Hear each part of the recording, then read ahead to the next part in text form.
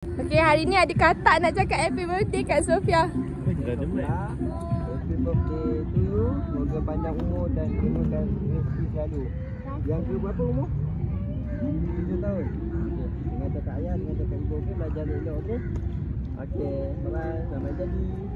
Cakap apa kat uncle? Uncle katak. Uncle katak ke abang katak? Abang katak boleh? Abang Kalau katak. uncle nampak tu sangat? Abang katak umur berapa? Baru 24. Abang patutlah tu cakap abang. Good luck abang. Jangan elok-elok, jangan jatuh. Okey, selamat jadi. Abang katak.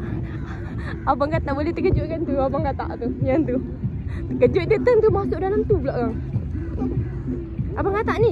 Ni abang katak. Abang katak ni. Tu. Terkejutkan dia.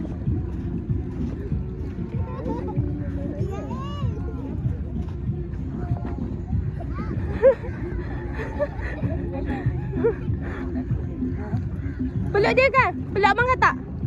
Takut takut ke yang geli abang katak tu besar sangat?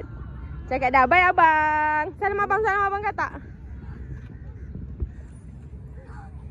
Elok mana ni nanti tenggelam. Panas dia duduk dalam ni? Ya? Panas? Ini panas tak? Kalau badan bisu. Oh. Kepala ni dah berpeluh ni lah. Okey lah. Kau, asalkan kau sejuk dalam tu selesa kan? Selesa. Boleh lama sikit duduk dalam tu.